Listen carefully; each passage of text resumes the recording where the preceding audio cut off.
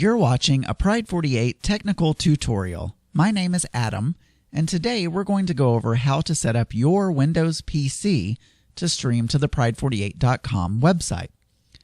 The application that we use to stream to Pride48 on a Windows computer is called Edcast, and that's what we're going to install today. Although Edcast is a free software, sometimes it can be hard to find the correct version. Because of this, we've included everything you need over at Pride48.com under your account page. If you go over there, log in, and click on Account, you'll find everything you need to stream to either a Windows or a Mac computer. I've already done this for the purpose of today's demonstration, so I won't be showing that. But I will be installing and configuring Edcast to use at Pride48. So you'll see that I've downloaded Edcast Standalone 3.1.21 and also another file called lame_enc.dll. Those are the two files that you'll need to get started using Edcast. To install Edcast, I'm going to go ahead and browse to that folder and then double-click on Edcast Standalone 3.1.21 to start the install process. You may get a pop-up that says, do you want to allow this app from an unknown publisher to make changes to your device? We're going to go ahead and click yes here, and you'll see a splash screen, and then you'll see a license agreement. Go ahead and click I agree. And the next screen that appears is going to be to select components to install. The default choices here are fine, so we're going to leave this the same, and we're going to go ahead and click next. The next screen that comes up is a selection for destination folder. This is just where Edcast will be installed on your computer. Again, here the default selection is fine, but if you do have another folder that you prefer, you can click on Browse and you can choose whatever folder you'd like. At this point, I'm going to go ahead and click Install.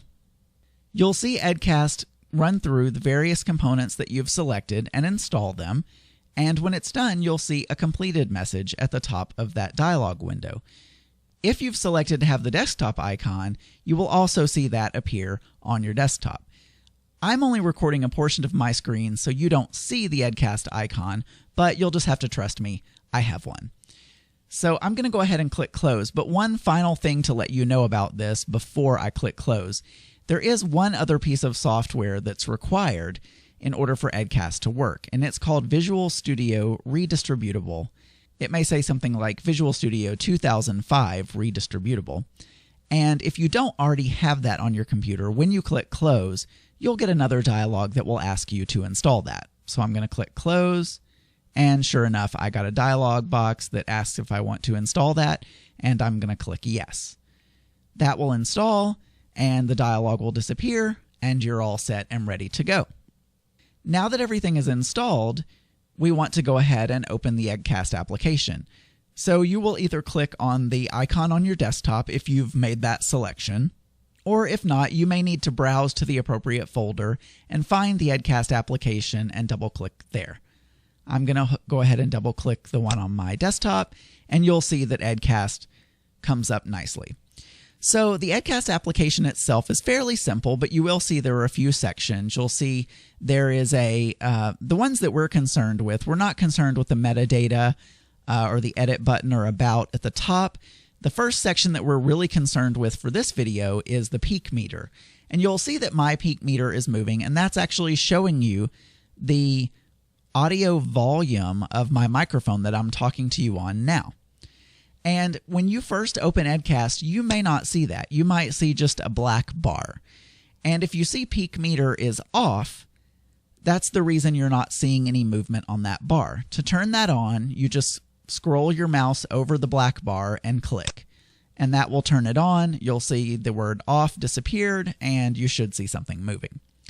Now, the other reason that you may not see the equalizer moving is if you have not selected an input, or if the input that you've selected is not active at the moment.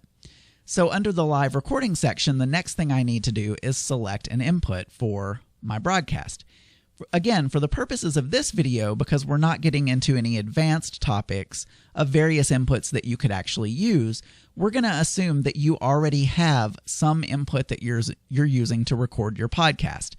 And that usually you'll be using some kind of USB interface, or you may be connecting directly from your microphone into your laptop or your computer, or if you have a mixer, you may be connecting into your line in on your computer. Whatever you're using to record, that's what you're going to select. So I'm going to click on the drop down for the various input options, and mine's already selected, but just to show you, I do have multiple options here. I'm going to go ahead and choose line in. The only other item in this live recording section that you're concerned with is this little scroll bar here, and that is to set the volume of your mic. Now, I'm not going to mess with that. My volume is good, and I don't want to affect the volume of this recording, but what I can tell you is the peak meter goes from green to yellow to orange to red. You want to make sure that at your highest point or your loudest point in your audio that you never get above orange.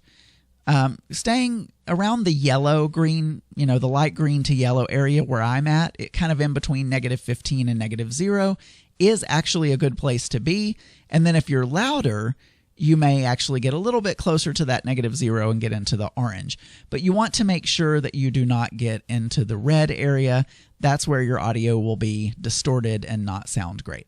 All right, so once all of that is set, we're going to go ahead and add our connection. Now you'll see I already have a connection here because I've installed Edcast previously and I've used it to stream, and so Edcast is remembering my settings. But for the purpose of this video, I'm going to add a new connection just so that I can show you how to start with a fresh one. You should see a default connection, or you should have a blank window under the connections. But I'm going to go ahead and click Add Encoder. You may not need to. If you already see a line of text that starts with Vorbis in your connection window, then you don't need to add another one. You can just use that one. I'm going to click on that connection, and you'll see it's highlighted. And then I'm going to right-click to bring up a menu, and I'm going to select Configure. All right, so this brings up the configuration window, and this is where I'm going to set all of the settings to connect to Pride48.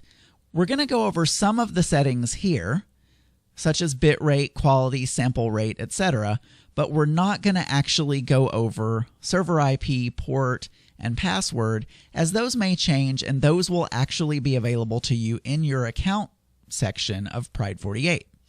If we rotate the password, rotate the IP address, things of that nature, that will always be up to date on the Pride48.com website, and those are the settings that you should use. All right, so for the settings, we are going to use bitrate, so we're going to check the Use Bitrate checkbox. Now you'll see that that activates the bitrate text box, and I want to edit that, and I want to make that 96.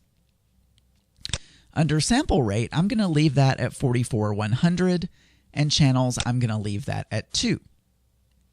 All right, now we're going to select our encoder type. You're going to click on the drop down next to encoder type, and you're going to notice you have a few options, and these options are associated to the components that you chose when you installed Edcast. You'll notice, though, that we do not have an MP3 option, which is actually what we want to use. The reason for this is the lame_enc.dll is the encoder for MP3, and Edcast cannot include that by default. Because of licensing reasons, they could not include that, and that's the reason you needed to download that file separately. So what we'll do here is we'll go ahead and close Edcast. It will remember the settings that you've already done, and we're going to copy that file, the lame.enc file that we downloaded earlier, and we're going to paste that into the Edcast folder. So I'm going to copy the lame.enc DLL file, and then I'm going to browse to wherever I installed Edcast. Now, in my example, I'm installing it in the default location, which is C Program Files x86, and the folder is Edcast. You'll notice that I have several DLLs in this folder. I have an OGG DLL, I have a FLAC DLL, etc. Those are all audio encoders, but I don't have that lame ENC DLL. So I'm going to right-click in this folder, and I'm going to paste that lame ENC DLL here. Now you'll see I do have that, and I'm going to go ahead and close it and open Edcast back up. I'm going to select the connection that I was working with, click on Configure. Now in that drop down, you should see an option for MP3 lame. I'm going to select that and move on. So for server type, Icecast2 is correct. And then for server IP, these will be blurred out, but remember, this will be available on the Pride48 website. All right, so now I've entered the IP port and password.